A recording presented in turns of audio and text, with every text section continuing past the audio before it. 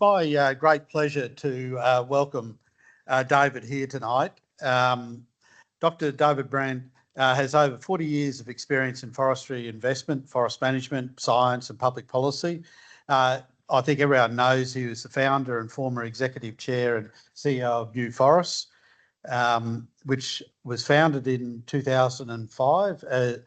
It's not in my notes here, but I know that was an offshoot of Hancock Forest Management Company, or whatever the Hancock's name for their organisation was at the time. And I think, my experience was that David was very much an innovator well before his time, particularly in the area of carbon. And I think that, when you look at the numbers, Hancock's would be very disappointed now to have let New Forests go from under their fold. I think that the asset management under New Forests is about 11.5 billion and across about 4.3 million hectares in Australia, New Zealand, the US, Southeast Asia and Africa. Previously, David was responsible for the investment programs that integrated forest management with emerging environmental market opportunities at Hancock Natural Resource Management Group.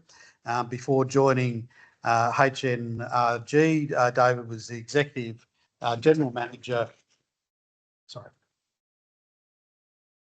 of the State Forests of New South Wales, where he led pioneering transactions in the commercialisation of environmental markets.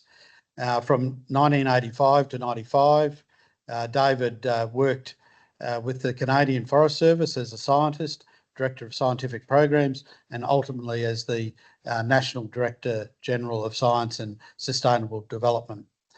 He's currently the inaugural chair of the International Sustainable Forestry Coalition and a member of the advisory board of the World Bioeconomy Forum. David has a PhD in forestry from the University of British Columbia and a Bachelor of Science degree in forestry from the University of Toronto in Canada. Please join me in making David welcome.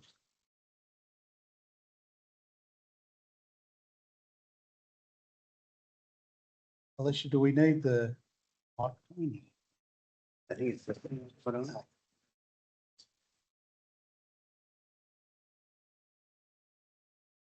Thickening. Testing 1, 2, 3. Okay. Okay. Well, thanks for the introduction, and pleasure to be here and chat to you all tonight. And I've been in forestry since 1978. I got my degree, so that's why my hair's turned a bit gray. But it's been, an extremely enjoyable career, working in all different aspects of forestry, from science to public policy, international negotiations, running operating businesses, and then starting my own company in investment management. And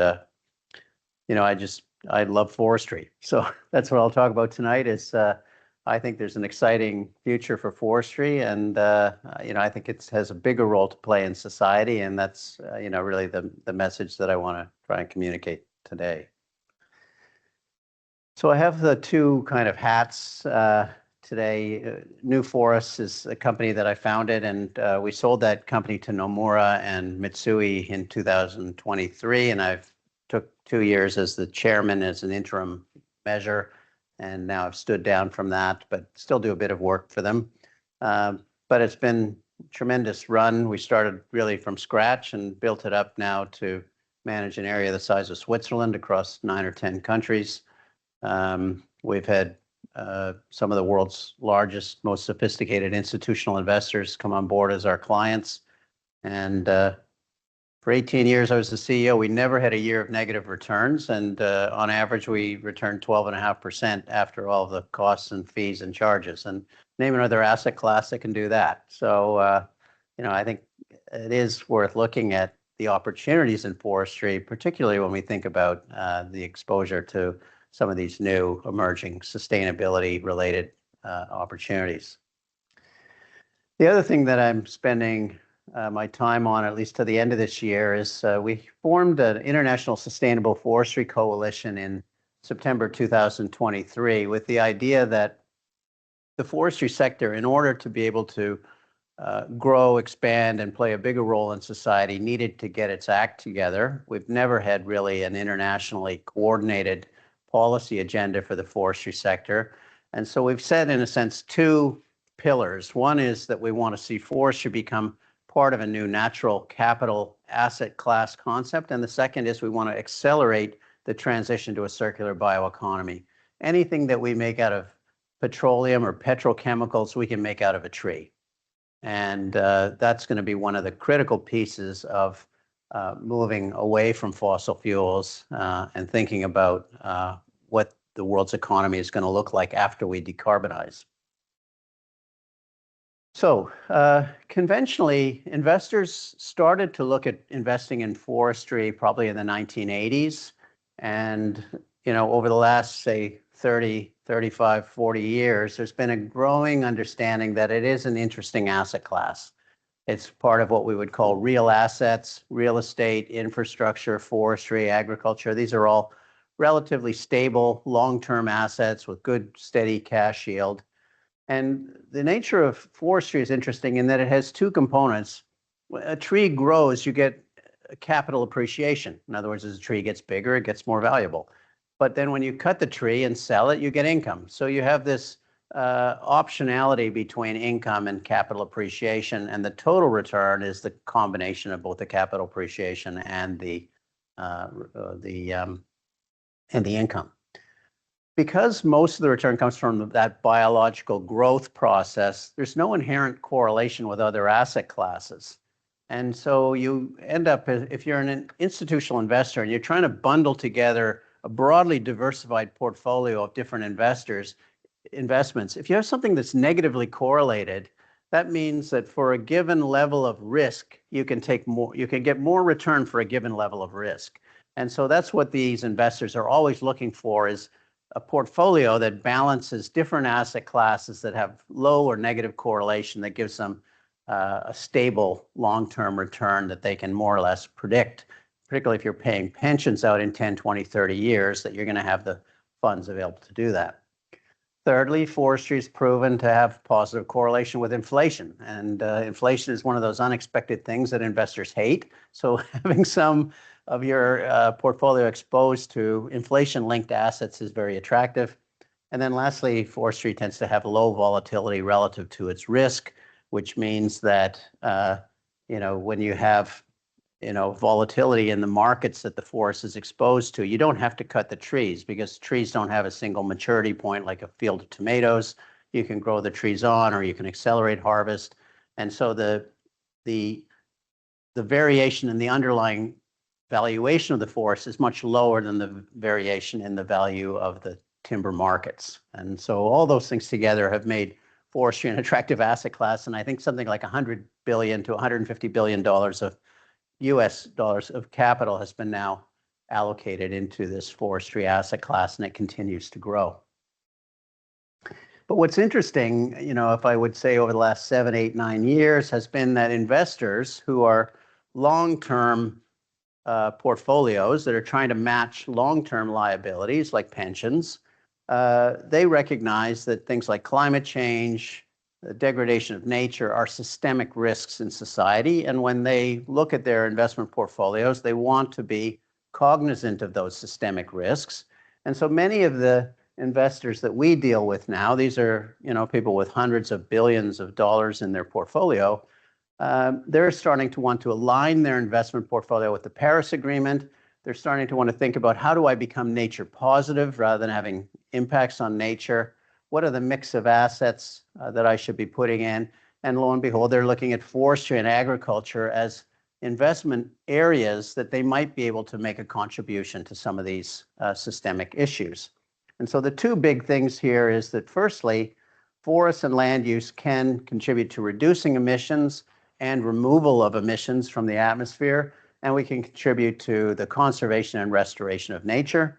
Secondly, forestry and agriculture are the heart of the circular bioeconomy. We produce biomass that can be used into all kinds of different things in the built environment, in materials and fabrics, and you name it, and I'll talk to that in a minute. So you have this kind of double benefit that comes from the forestry and agriculture sector, and investors are recognizing that. I mean, one of our biggest clients in New Forest was the Dutch pension plan APG, which has 600 billion euros, and they've made the public announcement that all investments into forestry and land use must have positive impact on climate and nature as an equal objective to generating returns. And so that's an example of a huge pension fund that's now driving this type of agenda. So look at the world, and if we think about today, we have maybe 8 billion people. We might peak at 9.5 billion. We have $100 trillion gross world product that might go to 250 trillion by the end of this century. So think about putting 2.5 of our current economies on the planet. And if we're going to do that, there's going to have to be these sustainability transitions to make it work. And so when you look at forestry, we have a role to play in so many of these important transitions. In the energy transition, we need to move from fossil fuels to clean energy. Well, the forestry sector, we can embed solar, wind, hydro, biomass energy in our large, extensive estates. In terms of the transportation transition, we're moving from the internal combustion engine to electrified vehicles. We need to look at sustainable shipping and aviation fuels. Those can be produced from forestry waste. And in fact, one of our members in our forestry coalition is just launching a $100 million plant in Germany to do sustainable aviation fuels from wood waste. Materials transition, we need to move from a linear society where we use something once and throw it away like a plastic bag to something where we can use something over and over again or reuse it and repurpose it. We can contribute those reusable, recyclable, naturally decomposing materials. The built environment, we need to create a sustainable built environment. And the forestry sector now has all these exciting new developments around, mass timber construction, prefabrication that allows us to reduce the amount of concrete and steel in the built environment. And particularly people are thinking about Africa, because that's where all the demographic growth is occurring. And if we have an urbanization of Africa that looks like China, where we have all these fleets of concrete buildings, then, I mean, it's going to be an enormous emissions liability from that. And then lastly is the land use transition, where we want to move to a carbon and nature positive biosphere. And because the forestry sector operates at scale, hopefully we can make systemic positive contributions to those things. So let's start with the bioeconomy. And this is a picture of the global biomass production. We produce about 19 billion tons of biomass from agriculture. We produce about 4 billion tons of biomass from forestry and about 100 million tons of fisheries. And that's fish. Of that, about 17 billion ton goes into food and animal feed, and about 4 billion ton goes into products. That's be the building materials, pulp, paper, these type of fabrics and so on. And then about 2 billion tons goes into energy. And that 2 billion tons, a lot of that is subsistence firewood that's used in emerging markets. So if we want to then penetrate into replacing polyester with cellulosic fabrics, and I think the expectation today is all incremental fabrics will be cellulosic. Secondly, bio-based packaging, moving to replace all plastic with bio-based materials. Moving into engineered wood materials, multi-story wood construction systems, biochemicals that can replace petrochemicals, biomass energy, biofuels. That is going to require an enormous increase in feedstock on a sustainable basis. Like, how do we square that equation? And this graph, I sort of derived this from some studies that were done probably 15 years ago, but looking out to 2050, I mean, the most ambitious agenda would be to try and replace all plastics, trying to replace a lot of the petrochemicals and polyester fabrics. You'd probably need to get up to 7 or 8 billion cubic meters of feedstock per annum from our current 2 billion. and that's about a 4% per annum growth rate.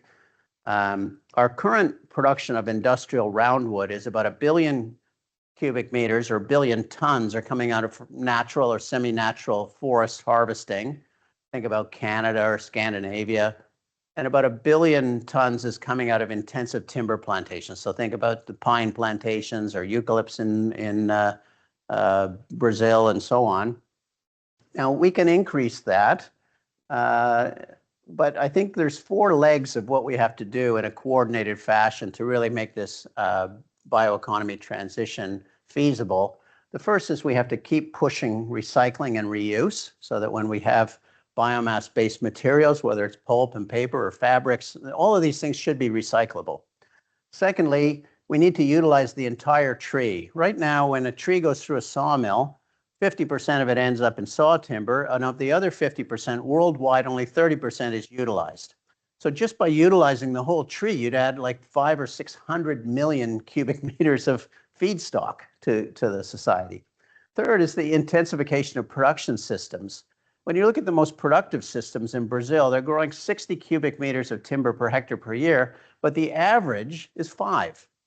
So you can think about the delta of just trying to move a lot of these undercapitalized, mismanaged forestry plantations up to what their potential is, and you could probably double the production just from the existing land base.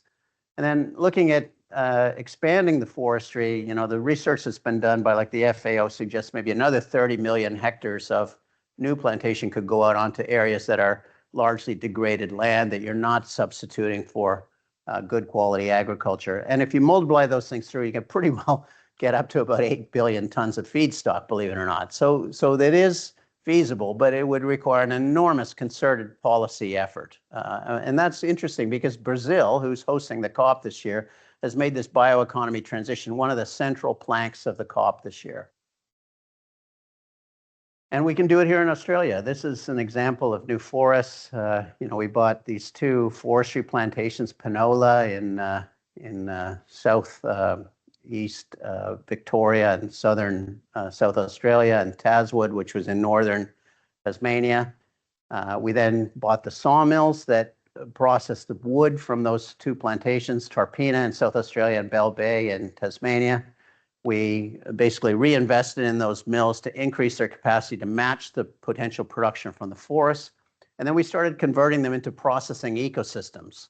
So in the case of Tarpeena, we've added a huge CLT, GLT plant that's the size of 4 football fields that makes these huge construction panels and beams that can go into multi-story wood construction.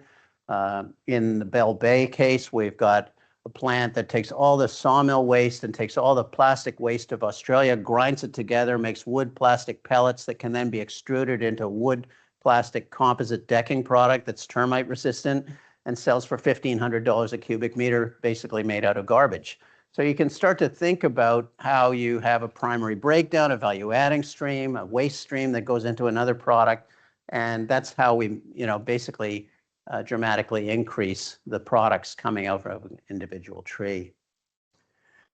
So then, you know, thinking about the forest, putting the bioeconomy aside and thinking about the natural capital side, the forests, in a sense, are now starting to follow the model that Macquarie Bank invented in airports. You know, you bought an airport, it was the net present value of the landing fees.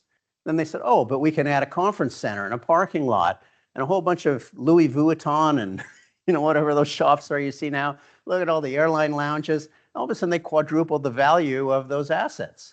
And it's the same thing for us. Now we have land, we have trees, we have agriculture, we have carbon credits, we have potentially biodiversity markets, we have water rights, we can lease wind farm areas, we can lease solar areas, and we're just building out that same, what we call option value into these assets. And in some cases, we are quadrupling you know, the value of these assets over a period of years just through being systemic about thinking about how to monetize these sources of option value. This is just an example of, you know, the sort of global natural climate solutions concept where, you know, we're trying to decarbonize the whole global economy. Well, 25% of that can be through the land use sector. 4 billion tons a year can come from just stopping the conversion of natural forests into things like, you know, agriculture or palm oil. about 5 billion tons a year can come from better managing working lands to reduce emissions and to absorb CO2 back out of the atmosphere, and about 2 billion tons a year can come from restoring degraded ecosystems. And together that's 11 billion tons, which is about 25% of our worldwide emissions. And so that is an enormous opportunity in terms of an economic driver to help contribute to the decarbonization agenda. We've now got multiple carbon pricing signals. New Forest is operated across all of these. California, the carbon price is around $30 a ton. New Zealand's maybe $35 a ton. Australia's around $30 a ton. And then you have the voluntary market, which is sort of $2 to $15 a ton. But all of these basically intersect with thinking about investment strategy. So if you think about Australia now, we were losing forest cover. And now, because we have a carbon price and we've got a grant scheme from the government, we're actually seeing greenfield forestry rolled out again. And it just sort of shows that, the price signal changes behavior. In New Zealand, there was active conversion of forestry into dairy and other types of agriculture. When the carbon price went to $90 a ton, there was zero deforestation and everything was being reforested. So, again, these are price signals that investors respond to almost immediately. Now, some of the things that we've learned from that, which are interesting, is that, firstly, the problem with carbon markets is they're a creation of governments. And when governments change, they can change the rules. And so the risk associated with carbon markets is higher than the risk associated, for example, with timber markets. So we tend to use a higher discount rate when we're calculating the net present value of carbon sales versus what we do for the net present value of timber sales. And that kind of equilibrates the risk associated with the two alternative sources of revenue. The second thing is that what happened in New Zealand was, kind of hill country sheep grazing was $2,500 a hectare.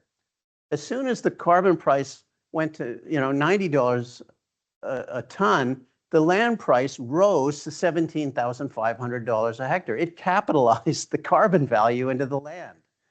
And, it was just, people hadn't kind of thought that through. But in hindsight, of course, it makes complete sense. And so what I say to investors, look at Northern Australia. You've got, 100 million hectares at $50 a hectare? Just imagine if the carbon price in Australia goes to $90 or $100 a ton. I mean, there's real investment opportunities in terms of some of these mispriced assets around the world, really. And the last point I'll make is that all these different carbon markets have different rules. They're set up in a context of a wider public policy objective, and you just have to understand those rules and think about how to deploy capital to help achieve those objectives. So this is how we think about it. It's called a bridge diagram. So this is, try to think about one forestry investment. So you would buy that, let's say, for $60 million. And the $60 million that you're paying, so that's money out the door, that's a negative. That's what you're paying for the net present value of the timber cash flows. Now you say, oh, but there's also a carbon price signal. So I'm going to shift this, a couple of my areas, I'm going to put into conservation management. I'm going to extend the rotations from short rotation to long rotation. And all of a sudden now, my combined value of carbon and timber is $10 million above what the net present value of is timber alone. And then I realized that there might be water quality payments or biodiversity payments. So I'm going to reforest all my riparian zones and take areas out of production that are of degraded land and reforest those that otherwise wouldn't be done. I add another 25, then I might have tradable water rights that I lease into downstream irrigation, get another 10 million. I might lease my ridge lines for wind farms and add another 15. And all of a sudden now I've got an asset where I've added $60 million of additional net present value. And you don't get that on every hectare. But when we work across all of our assets around the world, we find that there's inevitably 2 or 3 of these opportunities everywhere. And so that's the game that everybody is now into, is rethinking the nature of where the return is going to come from. This is driving highly sophisticated analytical tools. Increasingly, you look at properties, you have a farm that's growing wheat. Beside you have a timber plantation that's growing pine. Then you have a protected area that's growing biodiversity. But when you start to operate at a more granular level, there's a company called Actuary, and they were hired by the Australian government to map out the wheat crop of Australia. So each month they'd have to do an assessment of what the wheat crop was looking like. So the government knew how much wheat do they have to place into the international market, what kind of shipping should they start taking options over, how much silo capacity will they be needing. And so they were doing this and sending it through. And I was talking to this guy on the phone. I said, so like you've got this geospatial heat mapping tool showing you how much wheat is being produced. Yeah. I said, so can you see like which farms are more productive than others? Oh yeah, that's very obvious. And can you see which parts of farms are making money and which aren't? Oh yeah, completely transparent. I said, do you realize how valuable that is? It's like we were just ignoring all of that more granular information that is the source of where we can find all of this option value, and by reallocating how land is used. And that's now everybody is into this kind of new analytical work. We're starting to see the concept of agentic AI, where you have one AI agent that can think about where does wind farms go, another one thinking about where forestry production is best, and so on. And you can start to then think about ways that we take this multi-objective system, which is mathematically literally too complicated to figure out, and try to find other ways to look at these, because they're all dynamic markets and price signals that we need to try and rationalize on a continuous basis as we manage these extensive landscapes.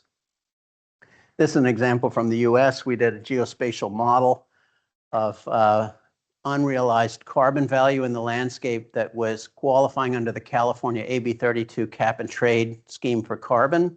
And we found that by going out and making these heat maps and then buying those areas for their forestry cash flow, re-optimizing them against timber and carbon, we would add 400 basis points to the return.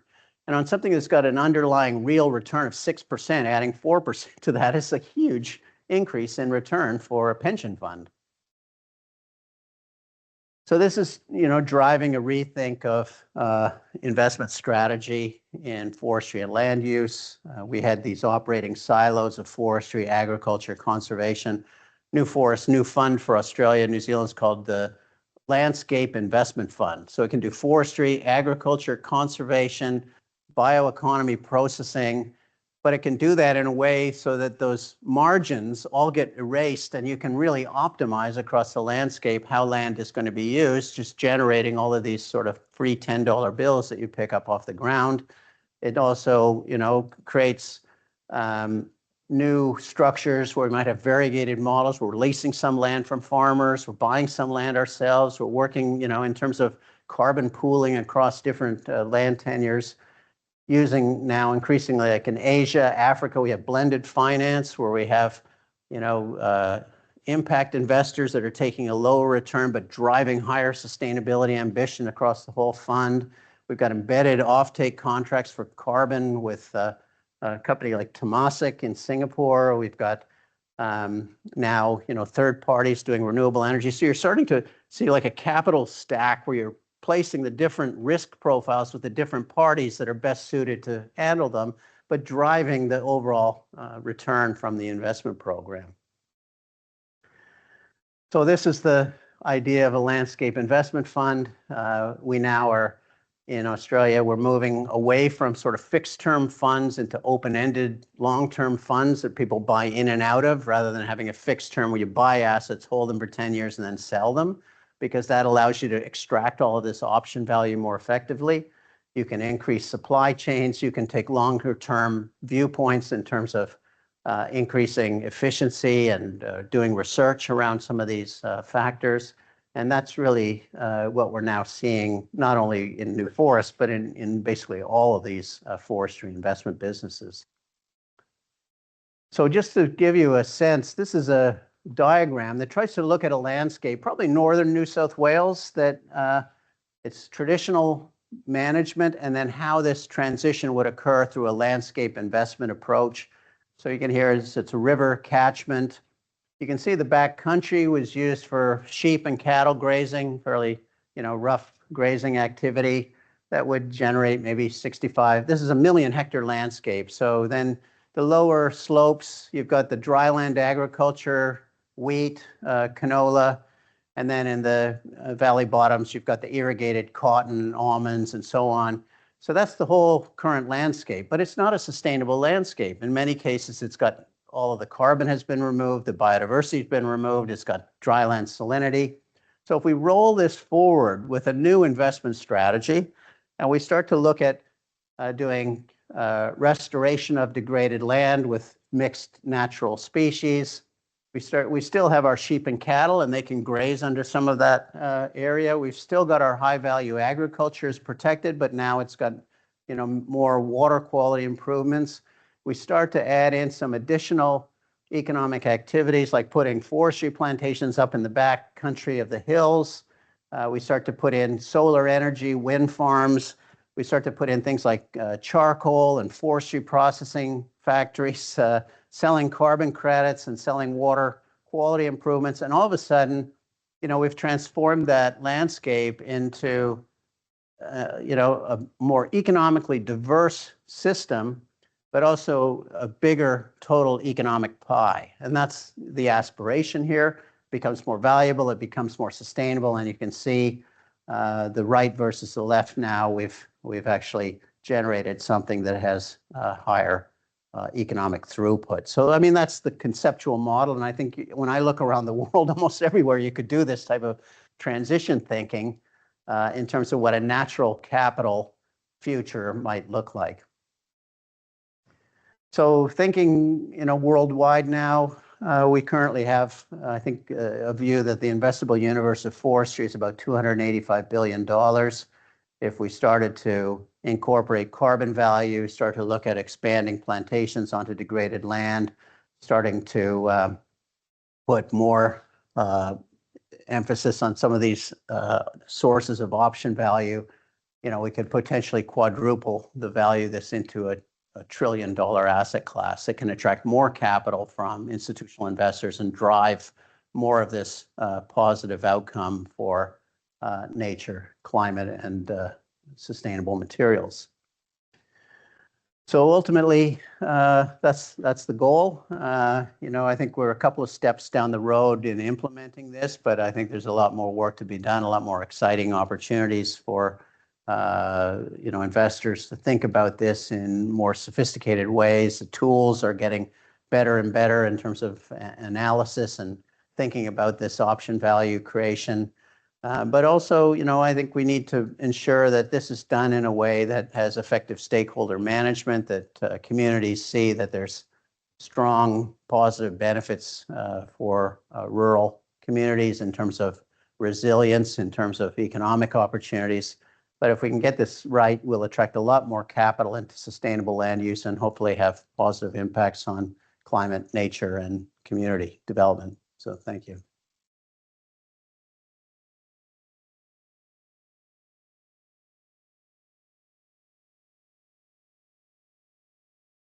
Huge number of things for us to think about.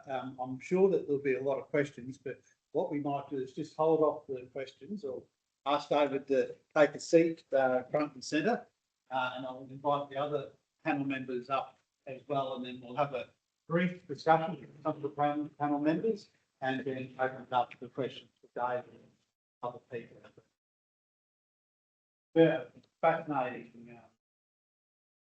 A lot of ideas. So I can just ask the panel members to come up. I may start because I'll try and be very quick. But anyone that knows me, as soon as I start talking, that's very unlikely, but I will try to be. Do you want your own mic? I'll just. You'd rather hold it? Yeah. One of the things that you said in your last slide was the need for stakeholder engagement as part of this landscape approach to investment, which I completely agree with. And I think the other thing that from the work that we've been doing as part of the Tropical Forest and People Research Centre is the importance of recognising the social landscape in these types of developments, because you've got a biophysical landscape which you need to grow things or to produce things, and there are some constraints there. But I think in many cases, particularly in developing countries, the social landscape is something that also is critical to successfully implementing these landscape scale initiatives. And I use the example of our work in the Philippines. We've been working with Shell as part of their MBS program to implement a carbon project where tree plantings funded by Shell in exchange for the carbon credits that are generated by that tree planting.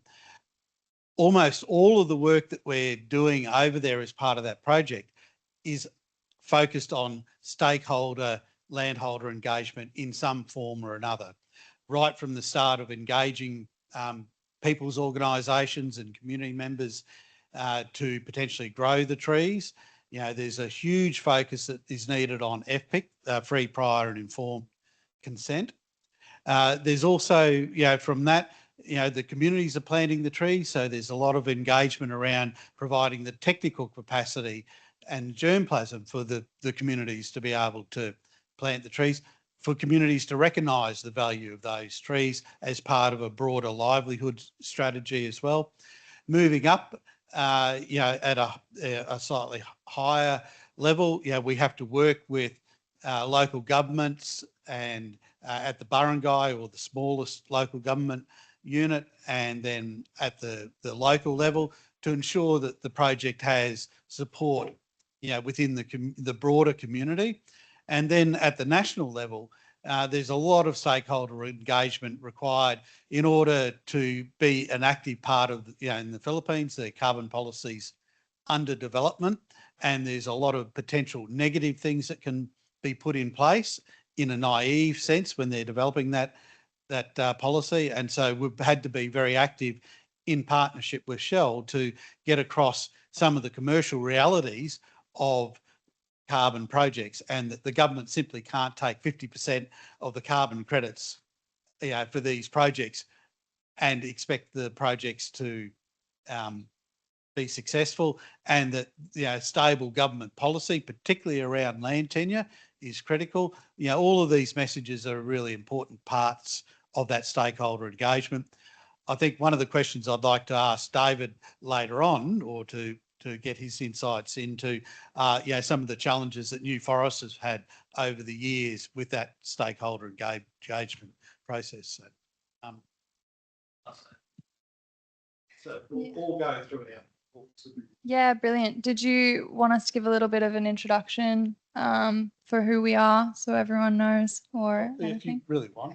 Cool. Okay. I think for me it's important because my background is in plant ecology and biology, and one of the points that I wanted to make tonight is that I think we are really in an exciting time for researchers because we're working on all of these multidisciplinary projects. It's really incredible that for me, as someone with a background in looking at drought tolerance of Australian ecosystems, I have the opportunity to work internationally with John's team on a reforestation for carbon project in the Philippines, where we're not only focused on environmental benefits, but social benefits are front and center as well. And the voluntary carbon market requires that there are safeguards in place for community members and the environment. And I need to be exposed to all of this at once to be able to do my job effectively as a research scientist.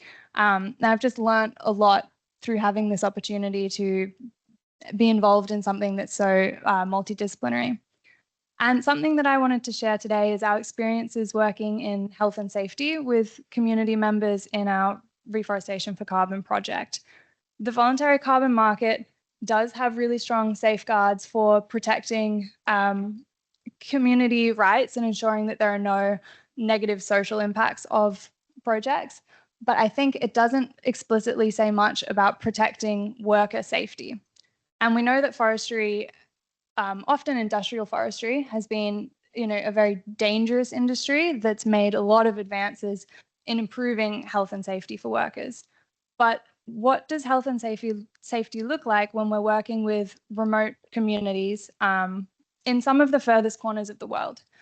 So an opportunity and a challenge, I think, for for carbon markets is that it's operating at scale all over the world in some of the most remote places with communities who have a range of different capacities and interests. And first and foremost, I think safeguarding Indigenous and First Nations rights is more important than economic benefit, but maybe that's something we could talk about later.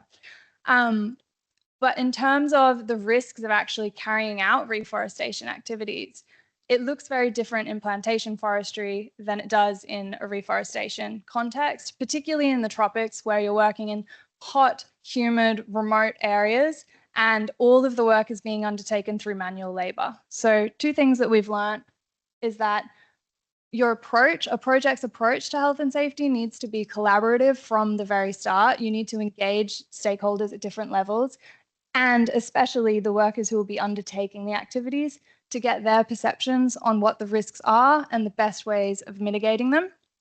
And importantly, that this process for identifying risks needs to be iterative. It can't be something that's one and done. Like a project needs to be aware that there needs to be financial investment for a long time and continued effort towards building a safety culture that's shared at all levels of a project.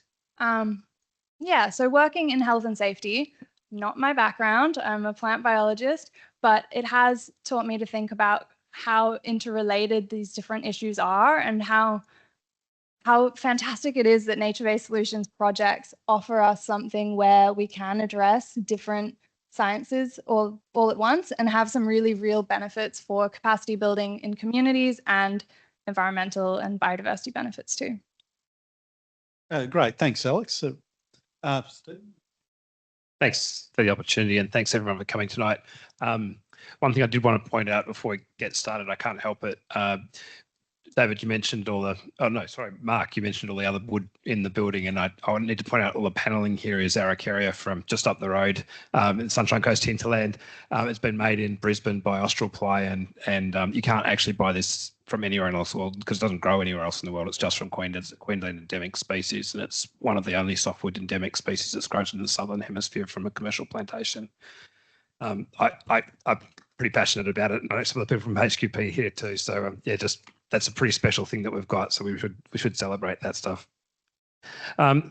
Thanks, David. That was a great presentation. John told me I had up to 5 minutes, and so I made notes to try and make sure I don't go over 5 minutes, and I'll be a bit less. Forestry and a nature-positive economy is about moving beyond simply counting carbon.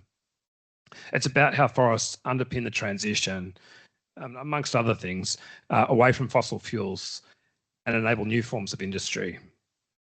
Since starting Terrafolia Advisory a few months ago, I've been working with a range of clients, including a cornerstone contract with Green Energy Infrastructure Fund manager Quinbrook. Just another Australian upstart, David, just down the road. They've got 10 years till they catch up with you, I guess, with their history. But Quinbrook's a specialist global investment manager focusing exclusively on the infrastructure needed for the energy transition. They've committed over $3 billion in green energy investments worldwide, and in March, they were named the Global Energy Transition Investor of the Year. One of their flagship Australian initiatives is the Northern Quartz Campus and Soul Quartz project in Townsville. This is a new metallurgical grade silicon facility, and silicon is critical input for solar panels. At present, the global silicon supply chain is dominated by China, who produce about 90% of the world's solar panels. To produce metallurgical silicon, you need a carbon reductant, and traditionally that's been coal. But here, forestry provides a breakthrough. Sustainably grown certified plantation wood can replace coal as a reductant. And it isn't just a theory, it's already happening. As David mentioned during his presentation, in Brazil and China, very fast rotation eucalyptus plantations are already being used as a renewable carbon source, producing charcoal to replace coal in industrial processes. Australia has the opportunity to follow the same path, but with world-class certification systems and integrated land uses that also deliver biodiversity and community benefits. This means that forestry contributes to defossilisation in two powerful ways. Indirectly, solar energy itself displaces fossil power, reducing reliance on coal for electricity. And directly, forestry supplies the renewable carbon that allows us to take coal out of the silicon making process completely. Importantly, this is happening in a region that hasn't traditionally been a home for plantation forestry, and David talked before about degraded land. There's plenty of that in North Queensland. North Queensland's economy has long been based on mining, cattle and sugar. Projects like Soul Quartz open the door to diversifying those regional economies, adding forestry and bioindustries as a new growth sector alongside the energy transition. Through silvopastoral integration, we can even transition land currently used for cattle into biomass-rich mixed landscapes that continue to support farming while also producing renewable carbon. That means that forestry can help decarbonise the farms at the same time as decarbonising heavy industry. And for me, I think one of the most telling points might be this, that a leading green energy fund filled with engineers and financiers has engaged the services of a forestry professional. That's highly indicative of the global shift David has spoken about. The same things I have seen happening already with people moving from forestry into mining, in transport and across heavy industry. They're seeking out our advice. The solutions that we're looking for they increasingly need to be delivered by foresters and rural land managers, the people that are in the room. That's what nature positive economies look like. Forests powering the shift from fossil carbon to renewable carbon while restoring landscapes and livelihoods. Thanks. Great. Thanks, Stephen. And you last. G'day everybody, David Lee here. I've been working in forest research for about 30 years, and I guess the thing that I find with forestry, it's complex. It's really complex, and that's the thing that's so often overlooked. You know, people think, oh, they can grow in Brazil, you know, Grandis Europhila hybrids or Grandis camaldulensis hybrids. We whack it into Australian context and 100% failure. And with the MIS schemes, you know, I think there was something like 70,000 hectares of plantations developed here in Queensland that were planted eucalypts, most of them Grandis camaldulensis, Eucalyptus dunnii, Eucalyptus grandis, and about 10,000 hectares of spotted gum. Local species, everybody said it wasn't going to work. The only one that's out there still is the spotted gum. And that's one of the really things that with forestry, you need to have the background knowledge. And the background knowledge doesn't come overnight. It's one of those things that you have that, you know, I've got trials that were planted 97 to 2005, and they're yielding data now, telling us the potential growth rates of species, the species that will fit into silvopastoral type systems, you know, the type of carbon that you're going to get in those species. Growing trees as planted forests in greenfield situations, you're not getting the same density as what you're getting out of, you know, a native forest. It's different. But these planted forests, which are on greenfield situations, they are bringing in a whole lot of biodiversity benefits. You're talking about they've got higher biodiversity than you've got in the pasture. It's lower than what they've actually got in the native forest, but it's a transition and it's complementary. And it also forms corridors for you know, wildlife and birds, etc., to pass through different environments. So it actually gives, you know, increases the biodiversity overall, but it's not, you know, a replacement for the native forest. There's also a whole lots of other opportunities to increase the bioeconomy. You know, with the research that we've been doing lately, we've been able to find that you might be able to shorten the rotation of the pine plantations by choosing trees when they're ripe, not when they've reached a particular piece size. And, you know, one of the things, I guess, Dave, and I've had a question for you, is about the holding of trees for, you know, through time. The processes that I know, they all say they want it about 40, 45 centimetres. If it gets over that, they don't want the product. And so it actually changes what you have to think of from, you know, growing your plantation. you actually have to manage it to hold it to a certain size. So if you can get it to that size quicker through tree breeding, better silviculture, then you can increase the number of rotations you can have in a century. And so you're actually increasing the quantum of product that you're getting through time.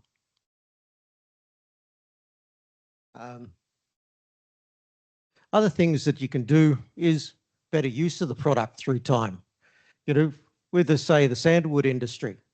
Sandalwood is a hemiparasite.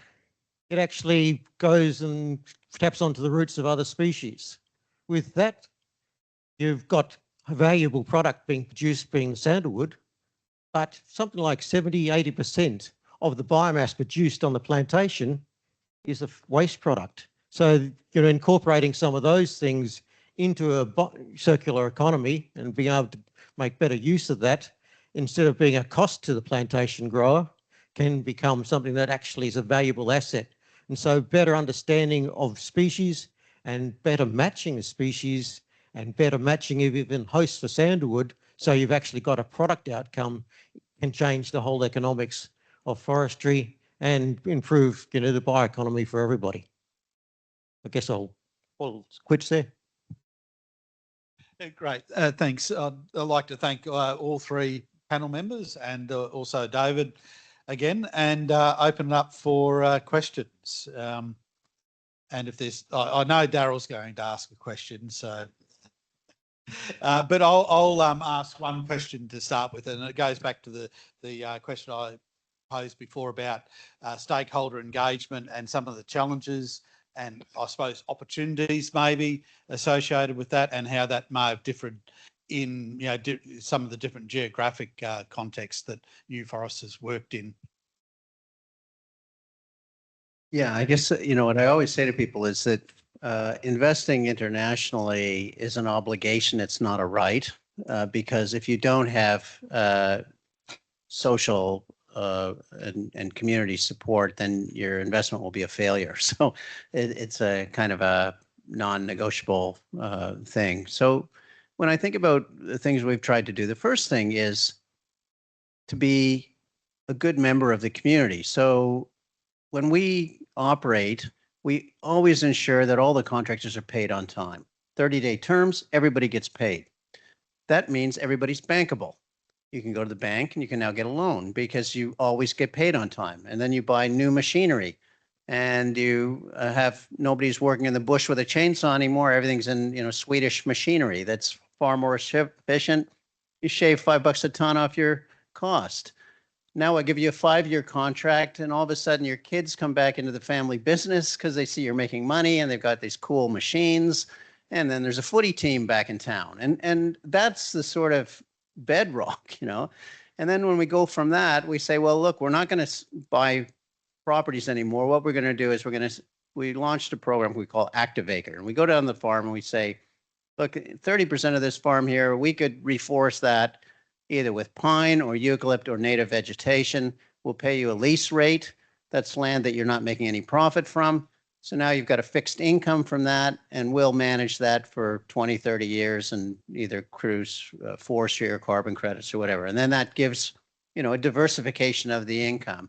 When you go up to Asia, we've got outgrower schemes where hundreds of farmers, we give them the seedlings, they grow the trees, maybe a couple of hectares of trees. We guarantee to buy the wood off them at the same prices that we get. They use that as their pension fund or their hospital emergency fund. You know, that those 2 hectares of trees are critical for somebody who's only making $2,000 a year of income. So you get then a very strong support from the community because you've brought that kind of core economic opportunity for everybody that's living a kind of a subsistence lifestyle.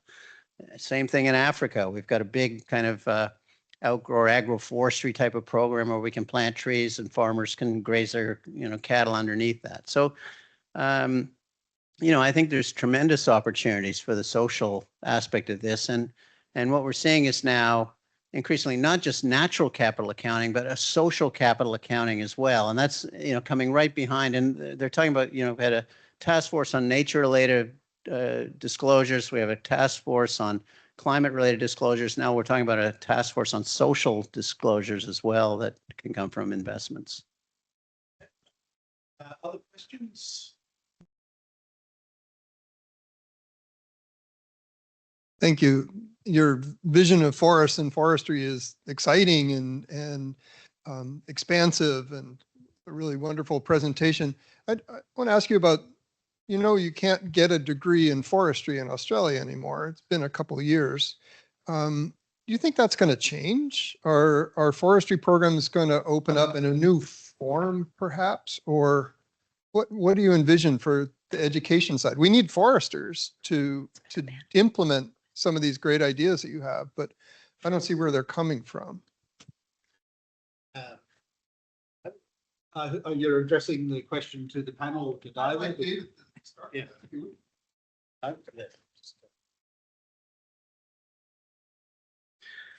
Yeah, well, I guess one of the things that does bother me as well, and being a forester, but so what I've been trying to do, part of what I've done through selling my company, New Forest, is I've set up a foundation, and so I've endowed a chair at the University of British Columbia in forestry that brings a forestry finance chair into that faculty that starts to bring economic and financial thinking into the forestry faculty. I'd like to do one here in Australia as well, but I mean, the point is that I need to find the right faculty I can work with, and then maybe put one into an emerging market like Indonesia, so we can start to create, a process of educating people, at least in this kind of forestry, natural capital investment and finance. And what we were even thinking about with UBC is if we could even have students to do their first 2 years here and then finish up with 2 years UBC in the forestry faculty, so that they can get a kind of a hybrid degree that would include the core forestry components, and then come back and work in Australia. I just don't know that we'll be able to resurface a faculty, but it's, a real shame. We lost all those faculties, and now the forestry sector is booming and we don't have a forestry school. It's just so frustrating. Anyway. Sorry, I will jump in on this one as well. I actually have a call on Friday to explore that exact model with Canterbury University about a dual connection. We're also facilitating a national certificate in forestry, which is much more about upskilling existing industry players as opposed to bringing new talent to the sector. And the reason I'm having the conversation with Canterbury on as I said, the exact same model you described with UBC, is that we need to attract new talent to this space. At the moment, the economics don't stack up for any university in this country to try and offer a program because there's just not enough students. And I think that may change in the future, given that, some of the prospects that we're talking about here tonight.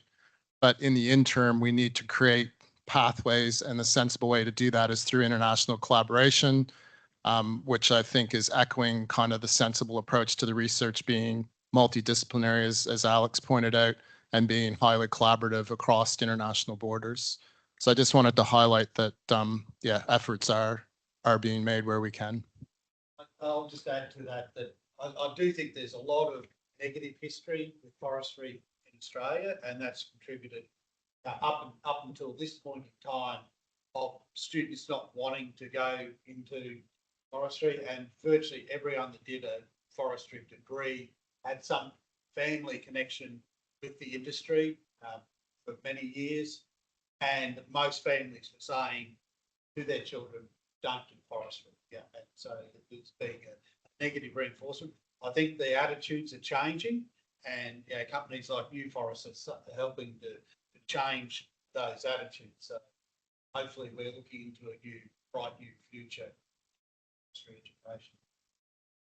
Claudia?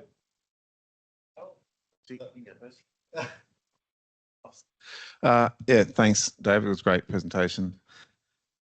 My question to you is the fantastic vision, and in my experience as a implementer of projects, it's always where the rubber hits the road, where you find out if you can actually do these things that you want to do. And it usually takes the intersection of, you got to have policy and legal right, you got to have the accounting and the measurement right, and you've got to have the economics in the market sort of understanding and using the same language, so we will understand what we're investing in.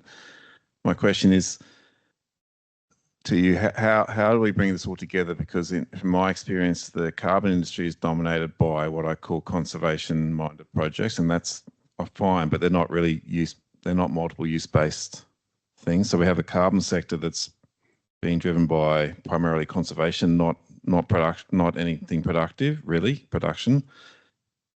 We have the post-MIS impacts in rural Australia where you do try and roll out trees, and farmers are very resistant because of that sort of history of the way that capital was deployed and the way the land was bought. So that's a bit of another policy issue. And then we also have the problem around the market, the regulatory aspects around handling both carbon credits, but also as we move into nature products, how they get treated and traded and the likes, and who gets to control that. So my question to you is, do you see this coming together in Australia, or is it still very fragmented? And is there a role for an interdisciplinary approach to policy development in the country? Well, I mean, I guess as I was demonstrating there, I mean, we've sold hundreds of millions of dollars of carbon credits. We've done wetlands mitigation banks. We've done biodiversity banks. We've done water right deals, wind farms, solar farms. We've done all these things. We've generated a track record that proves that it works. We're now operating at the size of, a European country. So I think the pieces are in place.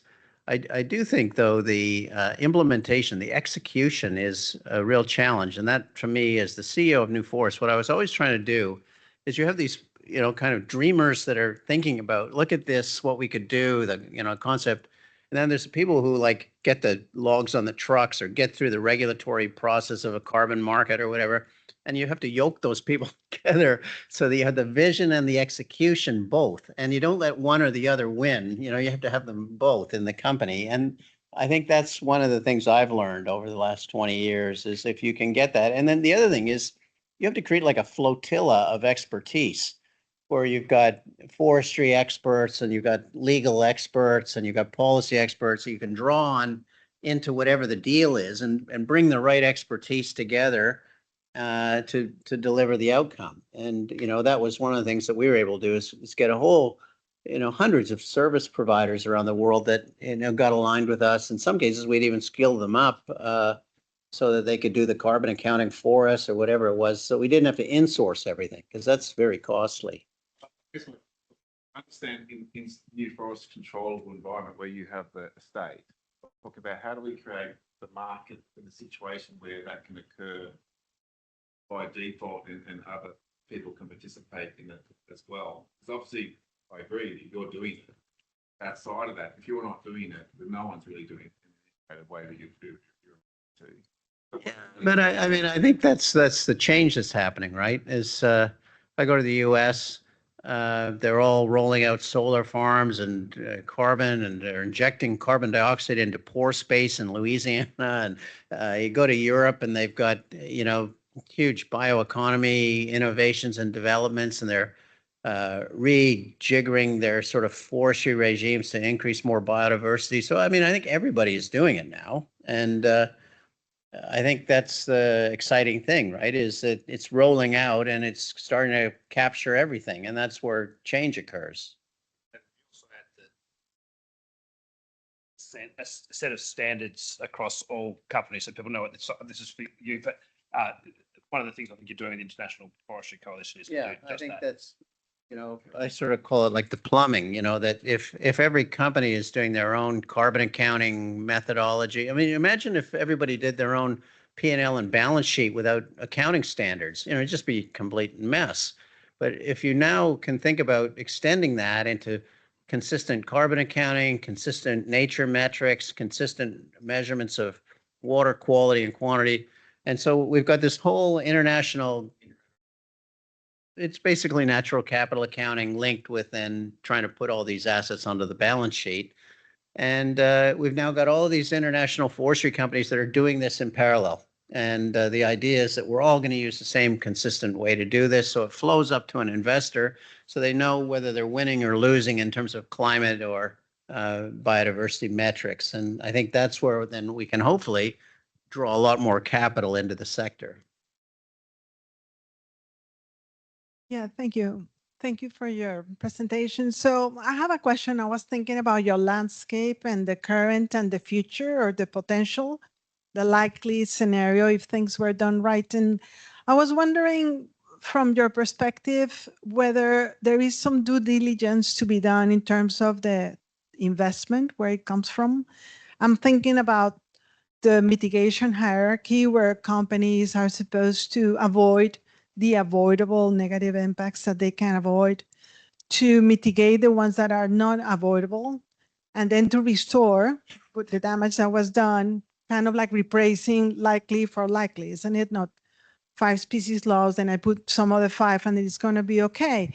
So it seems to me that, I don't know whether there is some due diligence that needs to be done so that everybody does their share, and whatever is done is really positive, isn't it? Is really adding.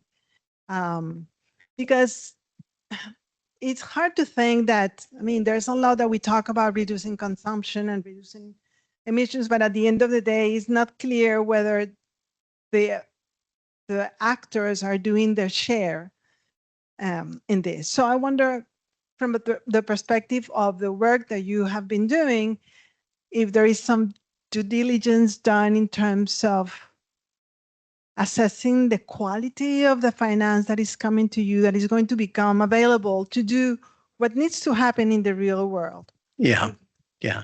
Well, you have to do KYC, know your client, and that's a full assessment of the where the source of the funds are. I mean, in our case, it's not that difficult. I mean, these are blue chip pension funds, Munich Re, you know, they're basically large, highly reputable institutional investors. And so, you know, I think there's kind of, again, layers of this, but I mean, firstly, of course, there has to be government regulation. You know, there has to be some basic rule. You can't dump pollution into a river or whatever. You know, those things have to be no tolerance. Then secondly, there has to be a best practice standard, whether that's set by the government, or we use the Forest Stewardship Council, which is an independent certification of everything that we manage, which gives some confidence to our investors that there's a base level of practice. And then the next thing is, how do we go beyond that? And how do we think about that as an opportunity, as opposed to, you know, a threat? You know, the way the forest model used to work when I was, you know, starting out, was you had a timber production function. Everything else was seen as a constraint. So, you know, wildlife habitat, you know, streamside buffers, those are all constraints on optimizing timber production. What we're doing now is we're starting to turn those things into multiple objectives. And actually, once you start to have a price signal, then you act rationally and try to optimize between those things. So you know, you have rules and regulations, you've got standards of best practice, and then you have this outperformance through trying to think about ways that we can drive this natural capital asset class. Thanks, John. Thanks for your talk again, Dave. Fantastic as always, and very inspiring. I want to actually come back to the education question, and which is you know, pretty dear to my heart. What we're really talking about is forestry is a fantastic base degree in training for what we're talking about. But as you just mentioned, it is it can be a little siloed into timber production. And as a trend globally, degrees are becoming very, very siloed. People are becoming very specialised, and so it's actually also counter to the trend in the need for very multidisciplinary degrees, and you know, so, something we've also been working on for, in fact, for the last 5 years, and we finally have ecological engineering accredited as a discipline in the US from December last year. But it is this mix of financial, technical, social, environmental disciplines to bring that together in a landscape. So I guess I wanted to get your comments on the need for a new type of degree to support the future people that will be implementing this sort of vision. Yeah, no, I totally agree. And where I see where forestry education has been successful, take the example of the University of British Columbia. What they did is they built a big tent. So yes, they have the Department of Forest Resource Management, then they have the Department of Conservation Science, then they have the Department of Indigenous Land Stewardship, then they have the Urban Forestry Division, then they have the Wood Science Department. And so you've got this all kind of together under one umbrella, as a kind of a forestry and science coalition that allows those type of variegated degrees that people can do, that think about these kind of new models of the future. And I think that's, to me, what we're going to probably end up with is, instead of having, 18 forestry schools in each country or whatever, we might have 3 or 4, but they're going to be these kind of big tent kind of faculties, hopefully. Okay, I've got a question that's been sent in to David Brandt. Thanks for your presentation. How do you think trade-offs / complexities that may emerge from the landscape investment approach could be managed? So I suppose it's about how to balance all of these things. Some are positive. So I would, you would invariably have some synergies and some things that aren't synergistic. Yeah, you have some things that they compete with each other. So if you want to have more conservation, you got to have less production, but you can then intensify production in some areas and maybe maintain the same amounts of production. So I think a lot of this is early days, thinking about how, our new fund, just, looking at some of the initial investments they've done, they've taken some properties that were fairly rough grazing properties in New South Wales. And now they've taken the fact that there's a carbon price signal and there's a government grant scheme for reforestation. And they're starting to look at mixed timber plantation and restoration planting and some remaining grazing on these properties. So that's a good example of starting to think about a more granular allocation of those big 1,000-hectare properties than what was being done before.